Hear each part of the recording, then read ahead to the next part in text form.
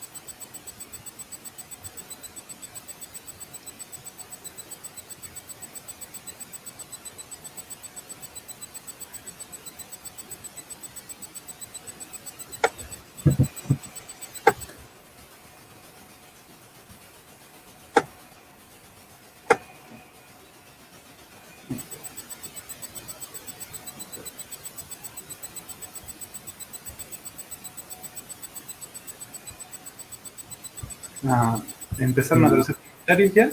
Sí, Voy a husmear en Facebook a ver si es que tenemos ya público presente. Perfecto. Ya están llegando los primeros comentarios, veo. ¿Sí? Perfecto. Sí.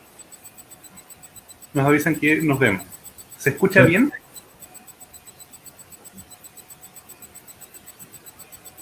Sí, ahí nos vemos. Ya. Perfecto. Ya. Muy buenas tardes a todas, a todos, a todes, a los miembros de nuestra comunidad, a los participantes de nuestra comunidad y a los invitados, a la gente que sigue este espacio de difusión y de conversación los días miércoles. Bueno, lo primero que vamos a señalar hoy y vamos a plantear este programa en recuerdo de un estudiante que nos dejó esta semana, de Manuel. Hemos vivido como el duelo por esta situación y la verdad es que nos ha golpeado fuerte a la comunidad. Sin embargo, está esta actividad planificada y vamos a tratar de brindarla de la mejor manera posible, ¿ya? Nuestro capítulo de hoy lleva como nombre Acompañamiento de conductas de difícil manejo en casa. ¿Ya? El objetivo del programa es otorgar herramientas para el acompañamiento respetuoso de las conductas de difícil manejo en casa, entendiéndolas como una interacción de la persona con su medio y una forma de comunicación.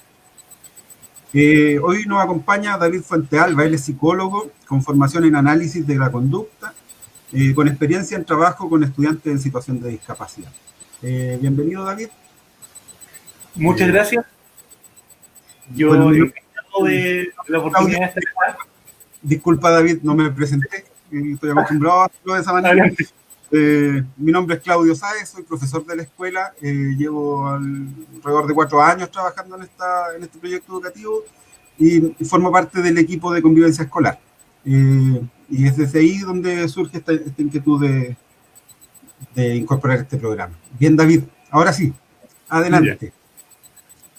Bueno, como decía, muy agradecido de la invitación. En cuanto me contactaron, yo dije al tiro que sí, porque me parece una oportunidad muy provechosa. Y creo que es muy positivo que desde la escuela se dé el espacio para conversar estos temas, que de repente son complejos, surgen hartas dudas, como que igual hay ciertos mitos al respecto. Entonces, yo feliz de poder aportar en lo que yo domino para poder fortalecer en el fondo la comunidad educativa como un todo. Perfecto, David, muchas gracias. Bueno, la entrevista está organizada de la siguiente manera. Vamos primero a contextualizar algunos temas, algunas ideas que nos concentran hoy día, y luego nos vamos a dar algunas propuestas y algunas ideas de apoyo para las familias. Entonces, bueno, y la parte final del programa contempla un espacio para interactuar y poder conversar con respecto a algunas preguntas que puedan surgir durante la tarde, ¿ya? Bueno, lo primero que queremos hablar es desde esta contextualización de lo que es una conducta de difícil manejo y anteceder a eso, ¿qué es una conducta? ¿Qué entendemos como conducta? ¿Y cuáles son las características de las conductas? ¿Quiénes las portan? Todos actuamos en base a conducta. Claro, empecemos como bien desde la base para tener todos como el vocabulario común y que nos entendamos bien desde un principio, porque yo diría que uno de los grandes problemas que tiene la psicología es que ocupa términos del lenguaje del día a día y les da otro significado más técnico. Entonces eso tiende a confundir bastante. Pero para que nos entendamos así como bien y en términos sencillos, cuando hablamos de conducta no nos referimos solamente al portarse bien o portarse mal, que es como lo que habitualmente uno asocia, ¿cómo es la conducta de esa persona? Es si se porta bien o mal, ¿ya? Pero en realidad lo vamos a ocupar de una forma más amplia. Y nos vamos a referir como conducta básicamente a todo lo que una persona hace. O sea, el hecho de que nosotros estemos conversando en este momento es parte de nuestra conducta. Lo que yo estoy pensando, la forma de ver el mundo igual es un conjunto de conductas. Entonces es un concepto muy amplio, ¿ya? Y claro, en específico, cuando hablamos de conductas de difícil manejo, lo que habitualmente se engloba en ese término son conductas o comportamientos, que para este efecto son sinónimos ya, que requieren ser trabajadas, pero no son de fácil manejo, por decirlo así, para las personas que conviven con quien tiene estas conductas, resulta un desafío que puede tornarse complicado de abordar, ¿ya?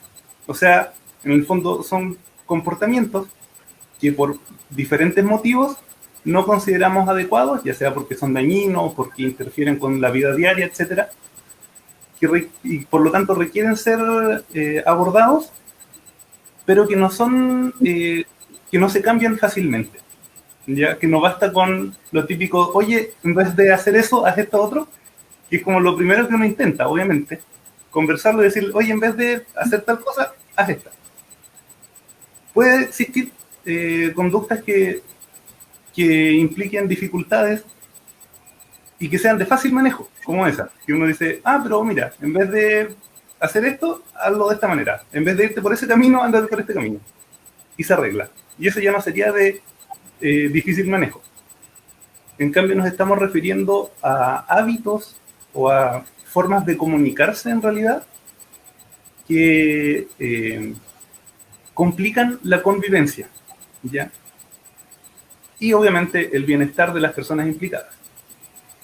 Y ahora, algo que conviene aclarar igual, es que la conducta no es necesariamente, o no conviene entenderla como simplemente la expresión de lo que una persona tiene adentro, ¿ya? Porque a veces nosotros tendemos a asumir que la conducta es como el reflejo de lo que hay adentro de la persona.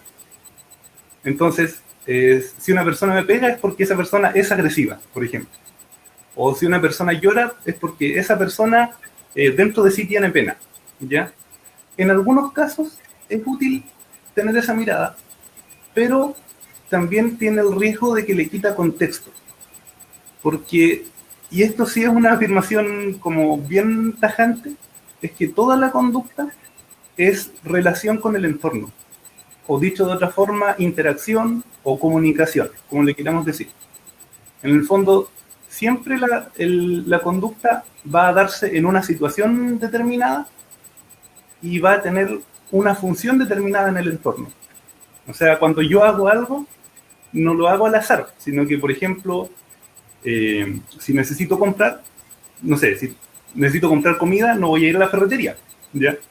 Eso, desde cosas súper obvias como esa, hasta también la forma en que podríamos entender los comportamientos que desde afuera se juzgan como inadecuados. Por ejemplo, ¿y por qué este niño se está pegando en la cabeza? Entonces, la idea del programa, por donde yo quiero que lo llevemos un poquito igual, es a entender el comportamiento de la otra persona. No solo a modificarlo porque yo encuentro que está malo, sino que a entender qué es lo que lleva a esa otra persona a comportarse de esa manera. Sí, porque en el fondo... Disculpa, David, mira, a mí se me aparecen preguntas, y frente a cada respuesta se me aparecen más preguntas. Con el tema de las chicas, de los chicos en situación de discapacidad frente a esta necesidad de expresar, y muchas veces con las dificultades que todos conocemos a nivel de comunicación que tienen, ¿ya? Que la mayoría tienen de nuestros estudiantes. Entonces, obviamente se entiende una tensión y un desafío mayor en ese sentido. Se entiende que nuestros estudiantes puedan estar de alguna manera viviendo situaciones de alta tensión en cuanto a la toma de decisiones y a las acciones que ellos llevan a cabo. Entonces, es importante tener en cuenta esa situación con respecto a las situaciones de crisis que pudieron aparecer. Claro. De hecho, algo que dejé implícito y que aprovechando tu comentario lo voy a hacer más visible, es el hecho de que tenemos que dejar de pensar las cosas como en dualidades, así como las personas con discapacidad y las personas sin discapacidad, como que fuéramos dos conjuntos separados y completamente distintos, ¿ya?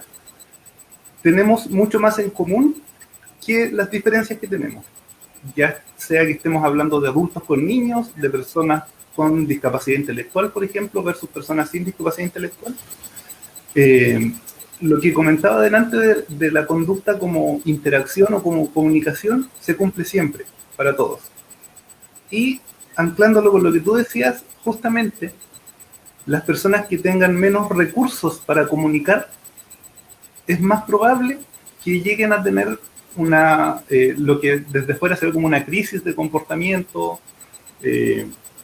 como comportamientos disruptivos, a veces le llaman, etcétera. Y que en el fondo nosotros podemos empatizar con eso si es que nos imaginamos, no sé, que a mí me tomaran y me pusieran en Turquía, ¿ya? Yo no hablo turco, no sé nada de turco.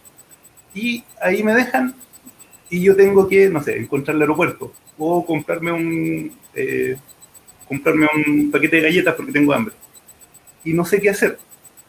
Y no sé cómo comunicarme. Lo más probable es que, más encima, como no conozco la cultura, termina siendo algo que o es mal visto o es ilegal. O sea, tendría problemas de conducta, ¿ya? Porque no puedo expresar lo que quiero y porque no tengo claras las normas. Y estos dos factores, si los volvemos como al terreno del cual estamos hablando, son dos factores que se dan con harta frecuencia en las personas con discapacidad. De que, pensando específicamente en discapacidad de origen psíquico o intelectual, de que no tienen muy claras cuáles son las normas, ya sea porque no han tenido el tiempo de alguien explicárselas, o porque no se las han explicado de una forma que para ellos les facilite la comprensión. Y también ocurre que les pasan cosas y no las pueden comunicar, ya sea porque no tienen el repertorio verbal, o sea, no saben cómo decirlo, o porque la forma en que tienen para decirlo, nosotros, las personas que los acompañamos, de repente o no los entendemos o las pasamos por alto. Y esto igual es algo que se da como frecuentemente, que los comportamientos disruptivos o las conductas de difícil manejo nunca empiezan de la nada. Generalmente hay otros comportamientos antes, en el fondo otros intentos de comunicar la necesidad que estoy teniendo en ese momento. Y esa es una de las claves para poder entender y también prevenir a la vez estos comportamientos que podríamos decir que son de crisis o de que el niño está sobrepasado. Perfecto, David. Vamos de camino de contextualizar qué vendría siendo este espacio, ¿no es cierto? Este espacio de expresión, podemos llamarlo ahora, claro, sin dar una connotación ni negativa ni positiva, ¿ya? Exactamente. siento yo que es súper injusto cargar a un niño o una niña que está en formación de una carga valórica en cuanto a su situación, ¿ya? Entonces, frente a eso, me gustaría también referirnos que nos pudiéramos referir a la participación de otros agentes. Está el contexto, el espacio donde el niño se desenvuelve, está la niña o el niño en cuestión, pero también hay otros seres humanos que estamos alrededor. Entonces, ¿de qué manera influimos nosotros en esa expresión? ¿Ya? ¿Cómo detectar si es que estamos siendo un aporte o estamos siendo un elemento que agita, digamos? Claro, sí, si estamos sumando o estamos dificultando la situación. Entiendo. Bueno, la pregunta así como de cómo nosotros influimos es básicamente ¿qué es la psicología? La psicología es el estudio de cómo las variables del entorno influyen en el comportamiento, ¿ya? Así que vamos a concretarlo un poquito más para no dar un curso, sino que hacerlo como bien concreto a la materia que nos convoca, digamos. Y una de las cosas principales que hay que ver es, uno, qué ejemplos nosotros estamos dando. Que de repente esto es súper complicado, porque claro, si nosotros, por ejemplo, pedimos calma a la persona que está en un momento de crisis, nosotros tenemos que estar en calma, cosa que es muy difícil si tenemos a otra persona al lado de nosotros, gritando, o golpeando, o lanzando cosas, por ejemplo, pensando en casos extremos. Y por otra parte, nosotros tenemos que ver directa e indirectamente qué formas de comunicar son las que estamos fomentando. O sea, por decirlo en otras palabras, ¿a qué le hacemos caso? Volviendo al ejemplo que daba de que las conductas generalmente empiezan de a poquito a aumentar, ¿qué pasa ahora que estamos con confinamiento, con teletrabajo, con teleestudio, etcétera? Estamos todos en la casa. Imaginémonos una situación que puede ser bastante común, de un papá o una mamá que está teletrabajando y de repente llega su hijo o su hija y le dice: papá, quiero tal cosa, espérate que ahora estoy trabajando. El papá sigue trabajando. Después vuelve la hija de nuevo: papá, necesito esto, espérate, estoy trabajando. Hasta que llega un momento en que la niña no aguanta más, se pone a llorar, por ejemplo, y ahí el papá va y la atiende. ¿Qué es lo que pasó? Que ahí, sin querer en el fondo, lo que le está enseñando a su hija es que tiene que llorar para que le preste atención, porque de lo contrario el papá sigue trabajando. Entonces muchos de los problemas de conducta o de las conductas de difícil manejo se pueden prevenir atendiendo a los intentos previos de comunicación. Y esta es la parte como exigente en el fondo, de que uno tiene que estar muy atento a los intentos de comunicación de los chicos, ¿ya? Fijarse, no sé, los que no tienen repertorio verbal todavía, no sé, si me están indicando, o si me tomaron la manito para tratar de llevarme a algún lugar, que son como gestos típicos, que son o comunicación o protocomunicación, o sea, lo que está justo antes de comunicar. Y si atendemos a esos llamados, es mucho menos probable que, como no le hicimos caso, se terminen presentando comportamientos más difíciles de manejar. Eso es por poner como uno de los muchos ejemplos de cómo nosotros influimos en el comportamiento de los niños y niñas. Bien. Ahora, hay ciertos mitos con respecto al comportamiento. Muchas veces hemos escuchado hablar de que los chicos llaman la atención de alguna manera, están buscando llamar la atención, de que uno puede favorecer ciertas conductas desafiantes si es que atiende a las conductas desafiantes. Y tú planteas que hay que anticiparse a eso. Entonces, podríamos ir generando este análisis, esta discusión con respecto a estos mitos y barreras que dificultarían el acompañamiento en estas situaciones. No sé si puedes profundizar en ese sentido. Sí, de hecho, el tema ese de lo hace por llamar la atención, lo complicado de ese mito es que tiene parte de verdad. Me explico.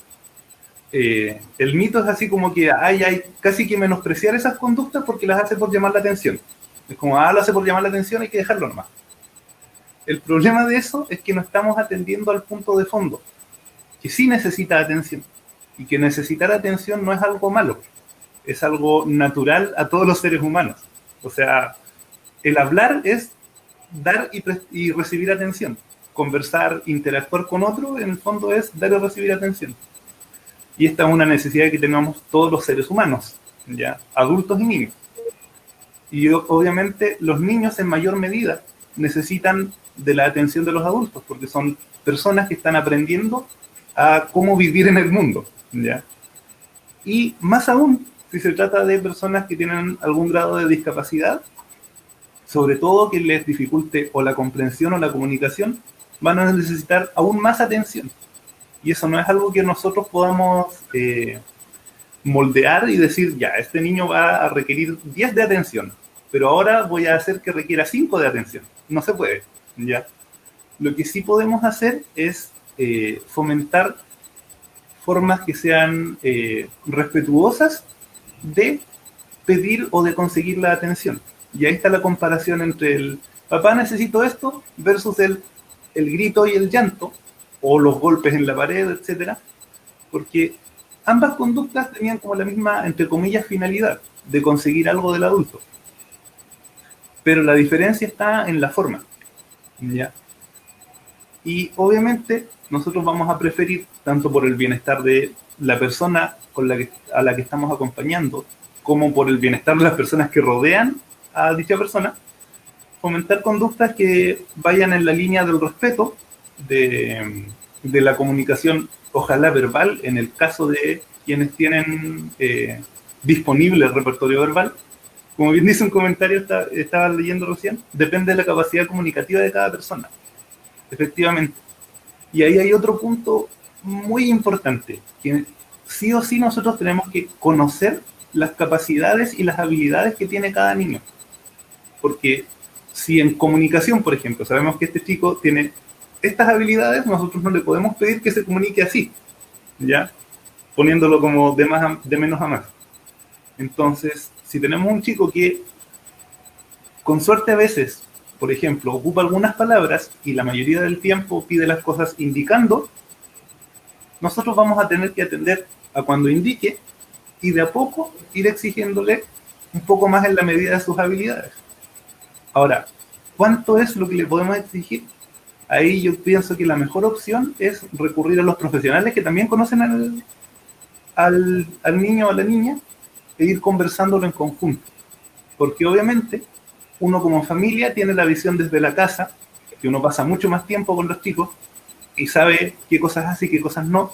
Y por otra parte, los profesionales, ya sean educadores, fonoaudiólogos, psicólogos, tienen el conocimiento un poco más técnico de cómo ir modificando estas habilidades y de cómo ir enseñándolas.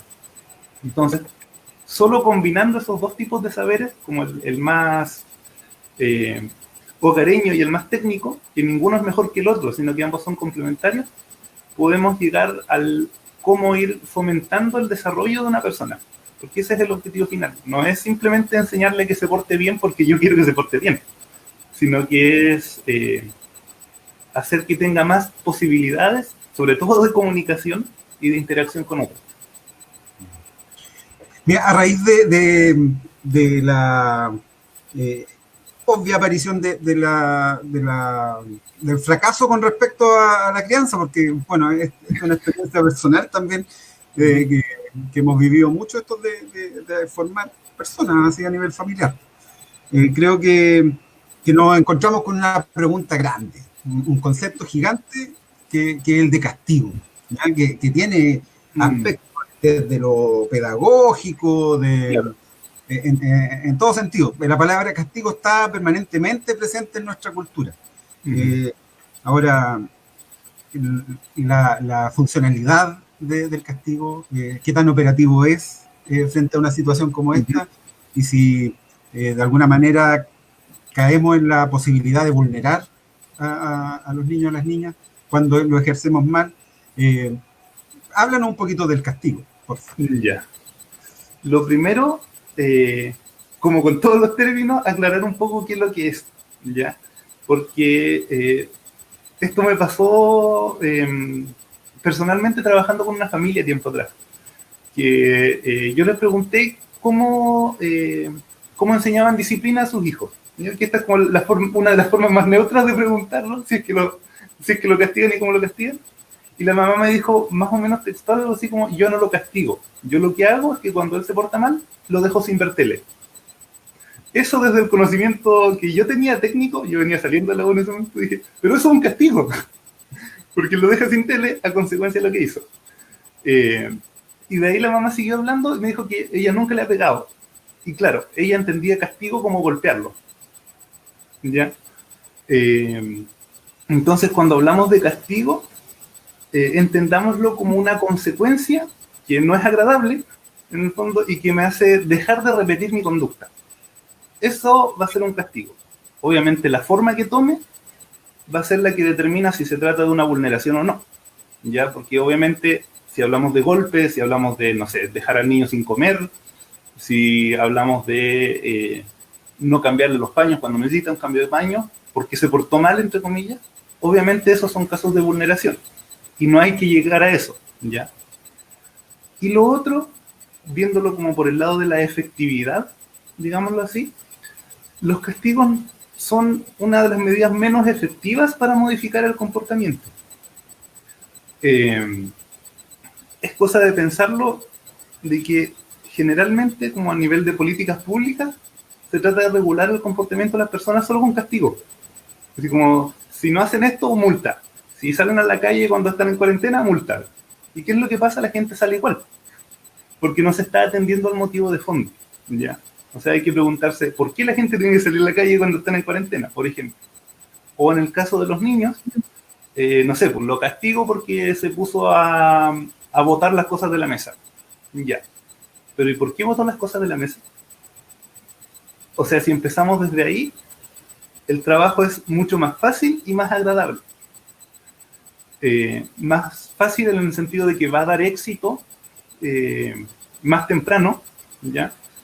Y más agradable en el sentido de que la interacción no se va a basar en el castigo, que es como de reducir conducta, de dejar de hacer, de imponer una consecuencia que no es agradable. Entonces, el castigo, cuando es bien ocupado, tiene que ser la última de las últimas opciones, ¿ya? Y nunca, y esto tiene que ser así como bien subrayado, nunca se puede ocupar el castigo para enseñar algo que es, o sea, para enseñar cuando todavía no sabe cómo hacerlo, ¿ya? Porque este es el típico ejemplo de cuando, no sé, de chico uno se estudiaba las tablas y uno se tenía que aprender las tablas y si uno las decía mal, la mamá lo retaba. Esa forma es súper poco eficiente, porque no te dice cuál es lo que sí tienes que aprenderte. Simplemente te dice lo hiciste mal. Ya, entonces dije 3 por 8, 22. No era 22. Castigo. Ya, pero ¿y cuánto era? Entonces es mucho más fácil guiar la conducta que sí tiene que ocurrir que simplemente estar castigando todas las opciones incorrectas. ¿Ya? Entonces, claro, ¿qué pasa si es que, por ejemplo, el niño o la niña tiene hambre y por eso se puso a llorar? ¿Lo vamos a castigar por llorar? ¿O sería mejor enseñarle una forma de decir que tiene hambre o una forma de pedir comida?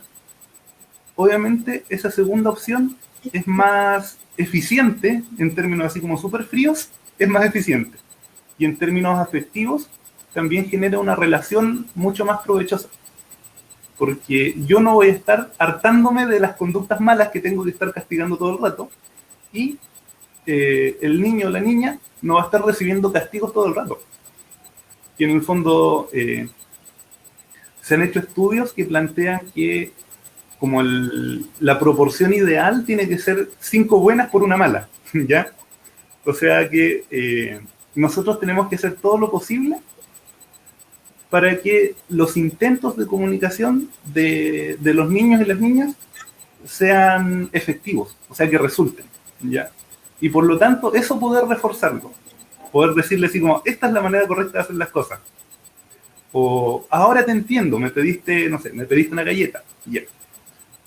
O, necesitas jugar conmigo, ya, vamos a jugar.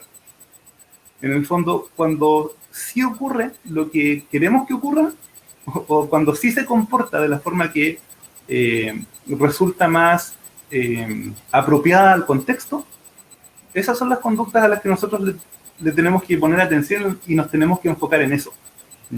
Esto igual es como tener una mirada enfocada en lo que sí funciona y en lo que está correcto, más que solo fijarse en cuando se porta mal, en la conducta incorrecta, en cuando me empezó a pegar, porque ahí al final nos estamos enfocando solo en el problema y no en toda la situación en sí. Perfecto. David, mira, ya estamos en la mitad del tiempo. Te propongo abordar ya algunas estrategias. Creo que ya hicimos un despeje bastante amplio de qué estamos hablando. Hablamos de situaciones de conductas de difícil manejo. Obviamente hay aristas de esto que no pudimos abordar en términos de tiempo, pero creo que para que el programa logre el objetivo, deberíamos avanzar hacia esta estrategia, ¿ya? Entonces, la primera pregunta sería, ¿cuándo y cómo intervenir frente a una situación como esta? ¿Ya? Esa es una pregunta súper interesante, porque generalmente cuando nos planteamos ¿qué es lo que hay que hacer? Por ejemplo, cuando... reformulando. No sé, mi hijo se golpea en la cabeza. ¿Qué tengo que hacer? Lo primero que uno piensa es qué es lo que tengo que hacer cuando ya se está golpeando, ¿ya? Pero, refiriéndonos a lo que habíamos dicho delante, que la conducta es comunicación y siempre está en un contexto, lo primero que tenemos que hacer es tratar de entender. Con entender, ¿a qué me refiero? No es como en mirar fijo al niño y hacer fuerza para saber qué es lo que está pensando, ¿ya? Porque eso no funciona. Lo que tenemos que hacer es ir fijándonos en qué cosas ocurrieron, por ejemplo, antes o justo antes de que empezara esa conducta, ¿ya? A lo mejor prendí la tele y sonó muy fuerte, a lo mejor le apagué la tele y quería seguir viendo tele, o puede ser que estaba tratando de, no sé, jugar con sus legos y se le rompió la torre que estaba haciendo y por eso se puso a llorar, ¿ya? En el fondo, detectar qué fue lo que desencadenó, por decirlo así, su llanto. Y por otra parte, irnos fijando en, si es que esto ya se venía formando como un hábito, fijarnos en qué es lo que hacíamos nosotros habitualmente cuando el niño o la niña se ponía a llorar, ¿ya? Porque nosotros, sin querer, podríamos estar diciéndole, el llanto es la forma en que yo te voy a dar atención, o es la forma en que yo te voy a ayudar cuando necesites ayuda, o es la forma en que yo me voy a dedicar a ti, ¿ya? Entonces tenemos que fijarnos en esos dos factores, que no son exactamente qué es lo que está haciendo el niño, sino que es qué es lo que ocurrió antes y qué es lo que ocurre a raíz de ese comportamiento, ¿ya? Si lo queremos hacer como bien sistemático, lo podemos ir anotando incluso, para después comparar. El lunes... Perdón, David, una pregunta que me aparece ahora y creo que es necesario abordar. Entonces, desde tu punto de vista, ¿no habrían acciones, digamos, que sean innatas, digamos, de conducta de difícil manejo? Siempre habría una necesidad de comunicar algo, no podemos hablar de que está... innata en el sentido como que aparece de la nada. Claro, por ya.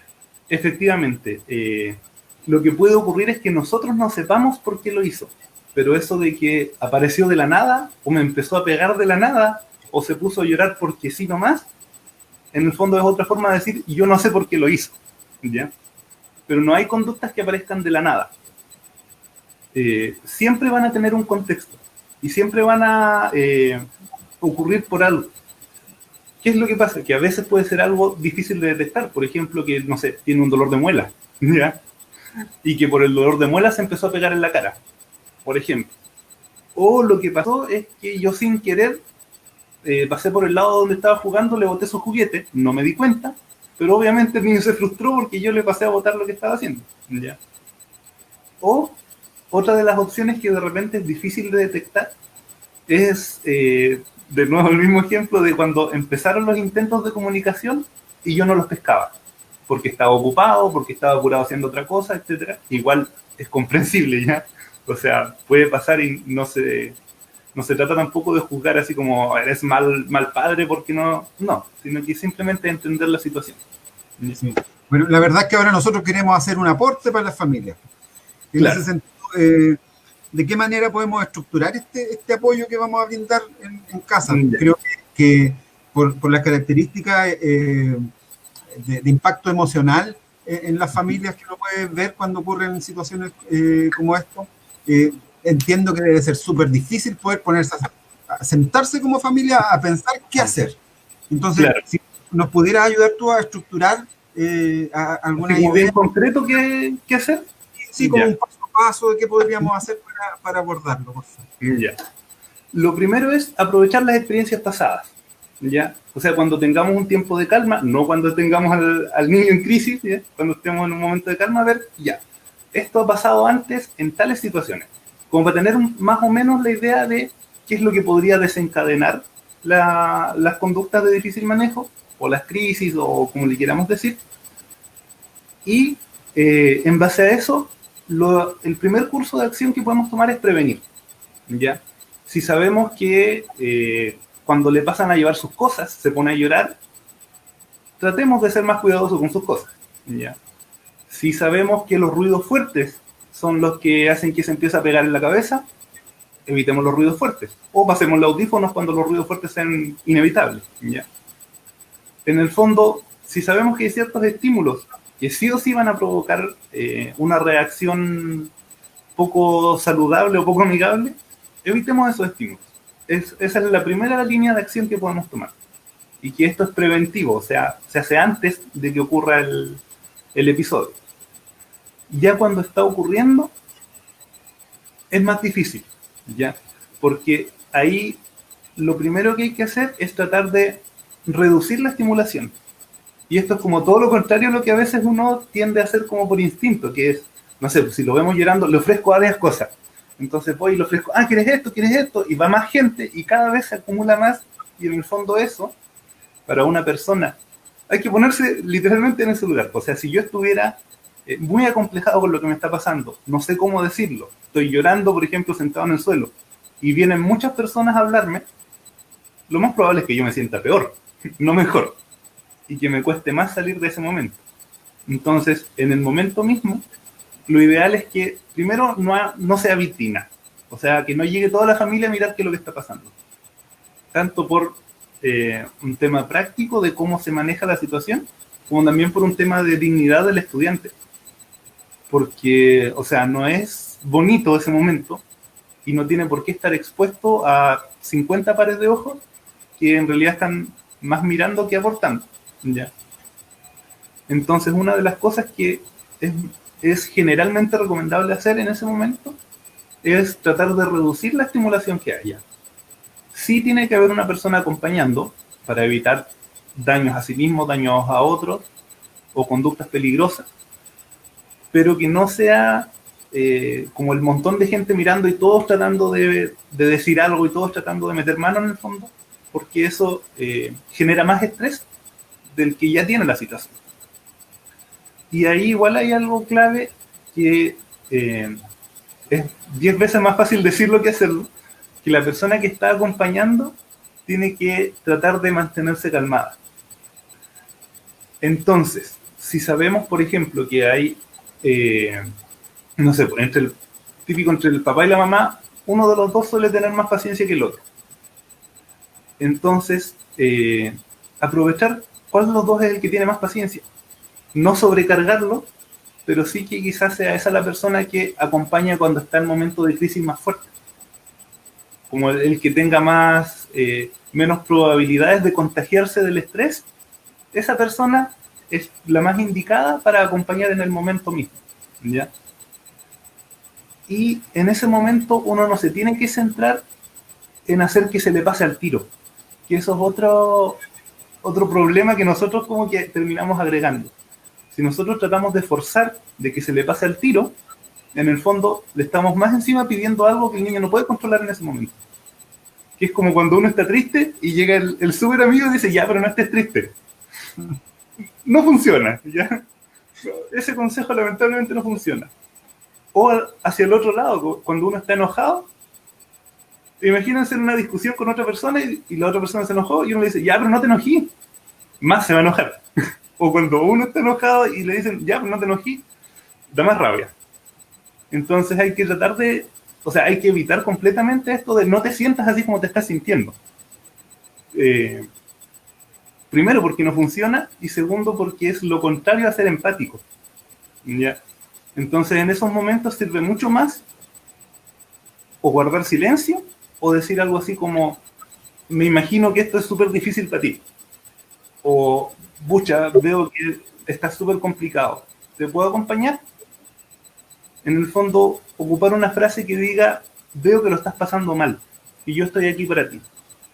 Porque ese ya no es el momento de enseñarle lo que tiene que hacer. Ese momento era antes o la próxima situación que requiera X habilidad. Ahora, aquí preguntan algo delicado, que es esto de no contradecir. Ahí ya estaríamos entrando más en detalle porque hay que conocer efectivamente qué es lo que nos estaba tratando de comunicar, ¿ya? Porque a veces ocurre que estas conductas se dan porque están pidiendo algo que está fuera de la norma. No de una norma arbitraria, sino que, por ejemplo, no sé, pues se comieron 2 panes y quieren comerse un tercero, un cuarto, un quinto pan. Obviamente eso no es saludable, ¿ya? Y no deberíamos fomentarlo. Y claro, ahí se puede generar una conducta de difícil manejo, porque él quiere algo que nosotros sabemos qué es lo que quiere, pero también sabemos que no se lo debemos dar. En esos casos ya es más complejo y requiere un análisis más detallado. Pero lo importante ahí es tener claro que el aprendizaje siempre es gradual. Y esto aplica no solo cuando piden más pan de la cuenta, sino que cuando no quieren hacer las tareas que tienen que hacer, o cuando tienen que saludar a toda la gente y no quieren saludar a toda la gente, o en el fondo cualquier exigencia que nosotros consideramos que es razonable o que debería desarrollar esa habilidad porque le va a servir en la vida, hacer tareas, saber controlarse de cuánto pan come, saludar a la gente, etcétera, son habilidades útiles y que por lo tanto debería desarrollarlas. Pero los aprendizajes son graduales, vale decir, si mi hijo o mi hija podía dedicarse 10 minutos a hacer tareas y después ya se cansa, no le voy a pedir que esté sentado media hora haciendo tareas, porque eso va a ser prácticamente pedirle que haga crisis, porque le voy a estar exigiendo mucho más de la cuenta. O si estaba acostumbrado a ver 5 horas de tele y nosotros queremos cortarle la tele de golpe, va a pasar lo mismo. De que estaba acostumbrado a hacer algo durante 5 horas y ahora nosotros queremos cambiarla a nada. Entonces ese tipo de cambios, para que no generen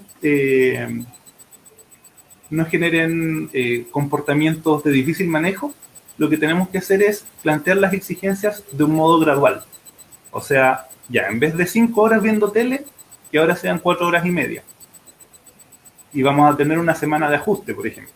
Y ya, y cuando logre ajustarse a eso, vamos a poder reducirlas a 4. Y ahí vamos a ir reduciendo de a poco. Lo mismo, para el otro lado, digamos, con la tolerancia al trabajo, que con algunos estudiantes cuesta mucho ir desarrollando esta disposición a trabajar. Entonces ahí igual hay que hacerlo gradual. Si al principio aguantaba hacer una actividad nomás, no le vamos a pedir 5, porque eso va a ser pedirle mucho más de la cuenta. Y le vamos a pedir que haga, no sé, en vez de una actividad grande, 2 cortitas. Y de a poco vamos a ir alargando esas 2 actividades. Pero esto es un trabajo que se hace de forma sistemática y gradual. Esa es como otra manera, en el fondo, de evitar las crisis y tampoco de caer en la excesiva complacencia. ¿ya? De no ponerle límites. Porque ese es el otro extremo, que de repente se confunde el ser empático y respetuoso con no poner límites, que tampoco es una alternativa saludable, ¿ya? David, Uh-huh. bueno, yo tengo esto de ir mirando el tiempo, ya nos quedan 15 minutos. Ajá. Bastante interesante la conversación y nos está quedando un tema que es bastante, no sé cómo decirlo, en un contexto de tanta difusión, pero como peludo, digamos, un tema peludo, difícil de desentrañar, que es el de la contención física. A nosotros desde la experiencia de escuela es un tema bastante difícil porque requiere harto apoyo, tiene que estar muy, muy bien estructurado y se tiene que cumplir con varios puntos. Claro, no es algo de llegar y agarrar al niño para que no se... Agarrar a un niño o una niña que está en una situación bastante de crisis, ¿ya? Entonces, háblanos un poquito de eso para que nos quede un tiempo para ya, así como bien compacto. Sí, por favor. Ya. Lo primero que hay que siempre dejar como súper claro es que la contención no es ni una medida de enseñanza ni una medida disciplinaria. Ya, es solo una medida para evitar daños. O sea, esto ya sale del rol netamente educativo o de crianza y es un tema de seguridad. O sea, las únicas veces que hay que hacerlo es cuando no nos queda otra opción para evitar daños. Daños a sí mismos, daños a los otros. ¿Ya? No es como un castigo porque lo hizo mal, no es una forma de enseñar, es simplemente una forma de evitar mayores daños y mayores riesgos. Y obviamente, para poder hacerlo, no se puede improvisar. Y ahí sí o sí se requiere contar con el apoyo o la guía de alguien que tenga más experiencia o esté más especializado en el tema. Porque dependiendo de cada estudiante y de cada tipo de conducta agresiva que tenga o de la situación que sea en el fondo, el protocolo se tiene que ajustar. Y esto tiene que ser un protocolo muy bien detallado, bien estudiado, en el fondo que no se dejen cosas al azar. Y la idea es que esto se tenga que usar lo menos posible. Porque como decía, no es una medida educativa. Esto ya es cuando la situación completamente se salió de las manos y no quedó... Es el mal menor, en el fondo, la contención.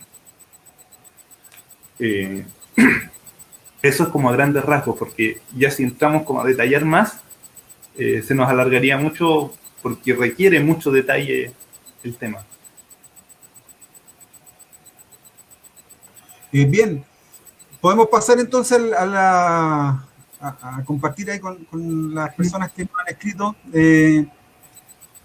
Un profe, no hay mucha pregunta, no sé si alguien nos puede ayudar con las preguntas.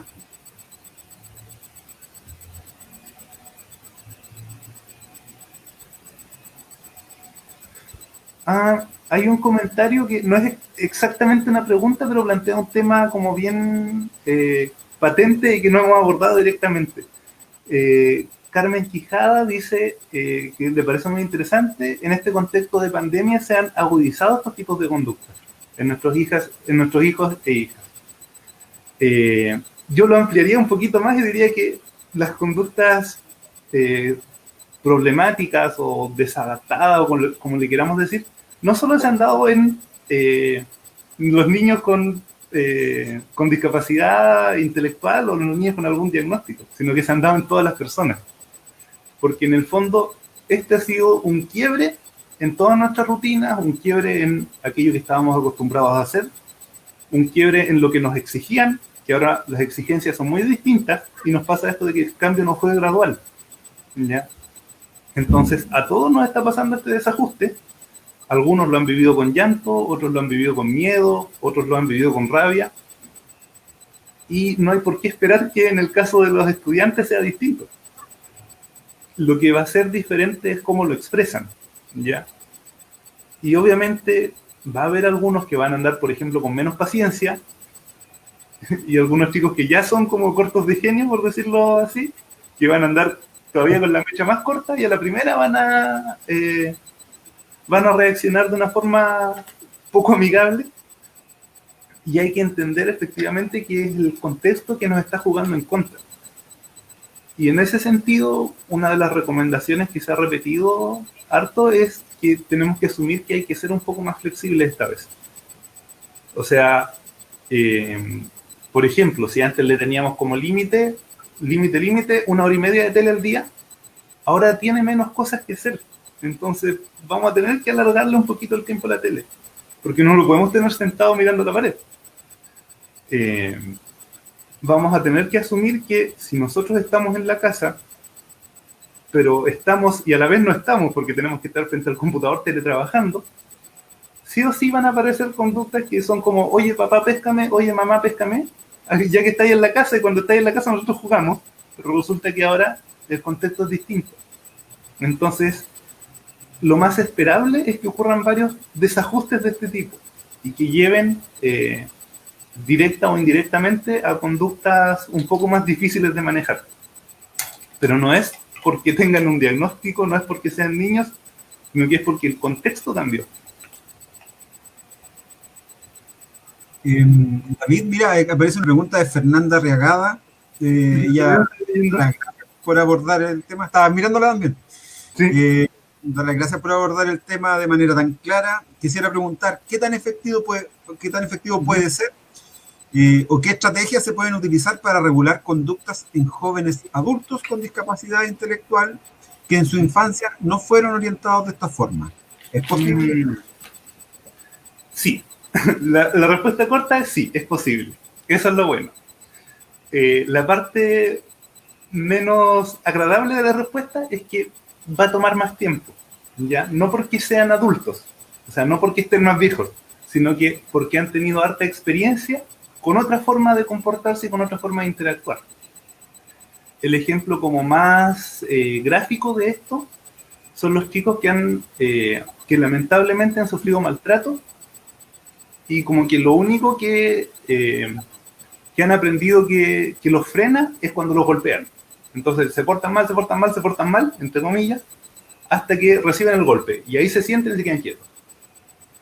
Es difícil sacarlos de esa dinámica, porque en el fondo todos los seres humanos aprendemos como ciertas pautas de comportamiento. Y aprendemos que, en esta situación yo me tengo que comportar así hasta que pase tal cosa. En esta otra situación yo tengo que hacer esto para lograr tal cosa. Entonces, y a medida que más pasa el tiempo y que más oportunidades tuvimos de repetir lo mismo y de conseguir esas consecuencias, como que se nos va asentando más ese aprendizaje. Aprendizaje en un sentido no académico, sino que de qué es lo que sabemos que hay que hacer. Entonces pasa con los chicos que, por ejemplo, aprendieron a trabajar solo cuando les prometen algo a cambio. Que esa es otra situación bien común. El cambio se puede ir haciendo, pero ahí uno tiene que armarse de paciencia, hacer un trabajo bien gradual y ser bien sistemático. Esos tres requisitos son los que no se pueden dejar de lado, porque ahí lo que estamos haciendo es cambiar hábitos, y cuando uno cambia hábitos, uno tiene que sí o sí ser bien sistemático y hacerlo ojalá de forma gradual, para evitar como temas de rebote, que poniendo un ejemplo como bien ajeno, el tema de las dietas. Cuando uno hace una dieta muy estricta, típico que después viene un rebote. Con otro tipo de comportamientos pasa lo mismo. Que si yo planeo cambiar todo de la noche a la mañana, no me va a resultar, y al final va a terminar como en un rebote, empeorando la situación. Entonces ahí hay que ser como bien sistemático, ir paso a paso, y ojalá fijarse en esos pequeños cambios para ir valorando los logros. Porque eso es lo otro muy importante, que de repente uno tiene una meta como por allá, así bien lejos, y mientras no llegue a esa meta que está bien lejos, no voy a celebrar. Y en realidad lo que hay que celebrar es cada uno de los avances que estoy teniendo hacia esa meta. Y eso igual es un mensaje que va en los dos sentidos. Hacia el estudiante, con el cual nosotros queremos trabajar, y hacia uno mismo. Porque el trabajo, si lo vemos solo así como lo logró o no lo logró, es muy frustrante. En cambio, si lo vemos como antes llegaba hasta aquí y ahora llega hasta acá, es un logro. Entonces, eso puedo decir como en términos generales respecto a la pregunta que plantea Fernanda. Perfecto, gracias, David. Mira, necesitamos ir dándole un cierre al programa. Lamentablemente hay montones de cosas que quedan fuera. Tratamos de acotarlo lo más posible. Tal vez en el futuro tengamos la oportunidad de abordar algo mejor, con más detalle. Así que, bueno, la invitación va a estar siempre extendida para participar con nosotros en la comunidad. Agradecer a David también con los aportes que nos ha dado en otros contextos del trabajo también. Ha sido de bastante ayuda su participación. Pero para ir cerrando ahora, es posible dar algunos consejos, recomendaciones, algo de redes a las cuales podríamos recurrir si es que esto se escapa de las manos. ¿Cuándo pedir ayuda? Muchas veces nosotros tenemos estas dificultades en casa y no tenemos todos los acompañamientos que esperamos. Entonces, ¿qué hacer o cuándo decir? Sabes que en este momento necesito que alguien me ayude con esta situación. Porfa. Ahí yo pienso que hay algo súper clave, que es cuando uno se empieza a tomar las cosas a lo personal. O sea, cuando yo ya empiezo a creer que lo hace para molestarme, o que lo hace porque sabe que yo así voy a perder la paciencia, cuando yo lo empiezo a ver como lo hace por agredirme, ahí es una clave en la que yo tengo que decir, necesito ayuda. Porque hay dos alternativas. La más probable es que yo esté teniendo una visión un poco sesgada o distorsionada del asunto, no porque yo sea malo, sino que porque yo estoy cansado. Y es normal que ocurra. ¿Ya? Y obviamente si yo estoy cansado y no estoy al 100%, no voy a poder apoyar y acompañar al 100% tampoco. ¿Ya? Y la otra, que es una probabilidad mínima, de que de verdad lo haga como por molestarme, que a veces ocurre, pero es, no sé, de 20 casos, 1, con suerte, o de 40 casos, 1. Ahí lo ideal es que otra persona también intervenga, porque si no, yo voy a estar siendo como la competencia, digamos, a la que hay que ganarle. Y tampoco es la idea fomentar ese tipo de interacción. Entonces, una clave de cuándo pedir ayuda es cuando yo me estoy empezando a tomar la situación personal. Cuando yo creo que lo está haciendo, dicho así como bien casual, cuando está haciéndolo por joderme la vida. ¿Ya? Si yo empiezo a ver eso, o empiezo a tener ese tipo de pensamientos en el momento mismo, es una clave para pedir ayuda. La otra es cuando efectivamente yo ya probé todas las opciones que a mí se me ocurrieron y ninguna funcionó. Ese también es un momento. Porque, obvio, si ya probé todo lo que a mí se me ocurrió y ninguna de esas funcionó, no voy a seguir probando las mismas cosas. O sea, no voy a seguir insistiendo en algo que yo ya sé que no funciona. Y si me quedé sin ideas, lo ideal es poder pedir una mano. Y aquí, ¿a quién? Primero, familiares. Esto, por nuestro contexto y nuestra cultura, generalmente la primera persona que sufre, digamos, la crianza cuando hay conductas difíciles suele ser la mamá. Entonces ahí la mamá tiene que pedir ayuda. Y ahí el papá igual tiene que estar como muy atento de que el papá no es el que ayuda a criar los niños. El papá cría a los niños con la mamá. Entonces igual ahí es importante repartir los roles de forma equitativa. No necesariamente simétrica, pero sí equitativa. Para evitar la sobrecarga a una de las dos personas. También hay casos que ocurre al revés, de que el papá es el que se hace más cargo de los chicos. No es lo más común en nuestra cultura, pero también ocurre. Y obviamente a otras personas que conocen harto al niño, a la niña o al adolescente o al joven, que son los profesores y las profesoras, o la gente del colegio en general. Que si bien tampoco se trata de cargarle la mata al colegio, porque obviamente están con varias cosas que hacer. Yo pienso que el 90%, 95% de las profesoras y profesores siempre van a estar preocupados por el bienestar de sus estudiantes. Y en lo que puedan aportar, lo van a hacer. Entonces ahí hay otro recurso valioso, que de repente, obviamente, ojalá no le manden el mensaje a las 3 de la mañana a la profe diciéndole, oiga, ¿sabe que mi hijo no quiere comerse el almuerzo? Ya. Pero sí buscar una vía que sea como la adecuada para decir, profe, ¿me puede echar una mano con esto? O profe, ¿qué me recomienda con tal cosa? ¿Ya? Bien, bien, David, estamos justo en la hora. Creo que súper bien con los tiempos. Quiero agradecer tu participación, darte un minutito para que te puedas despedir de nuestra comunidad. Y para ir cerrando para cumplir con esto. Me parece. Bueno, lo primero que quiero es reiterar el agradecimiento y la oportunidad de estar acá. Para mí es una instancia súper enriquecedora. Y yo soy como un ferviente defensor del hecho de que si uno sabe algo, lo mejor que puede hacer con ese conocimiento es compartirlo.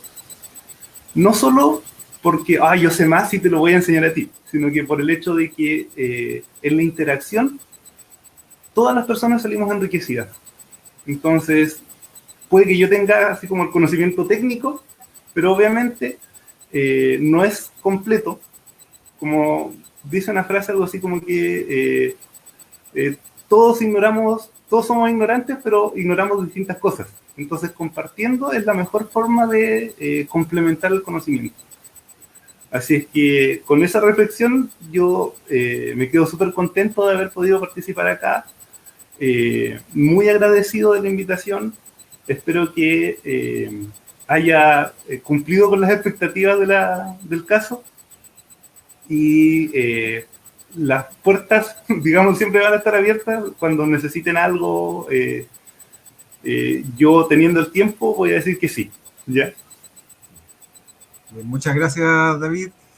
Por mi parte, también agradecer al equipo de producción que hace posible esta emisión semanal, y en el ánimo de reflexionar también, creo que es importante levantar este concepto de contexto, ¿ya? Creo que ya portan demasiadas dificultades algunas personas, algunos niños, algunas niñas, con sus características individuales, como para cargarle a ellos solamente la responsabilidad frente a estas situaciones. Y creo que tenemos que revisarnos todos y todas frente a cómo accedemos a estos aportes, cómo apoyamos, si no estamos en condiciones de hacerlo, o poder mirarnos y ver cómo está nuestro estado de ánimo para poder abordar ciertas cosas y pedir la ayuda cuando corresponda. Bueno, también agradecer a toda la comunidad por hacerse presente hoy día, e invitar para la próxima semana, que vamos a tener un programa bastante interesante, y que habla de trastornos del sueño en este contexto de pandemia. Entonces, en la idea de seguir aportando a la comunidad, se va a levantar este programita. Esperamos tener una alta convocatoria de personas que lo puedan visualizar. Un gran abrazo para todos, para todas. Esperamos vernos muy pronto. Muchas gracias por la participación. Hasta pronto. Muchas gracias por todo.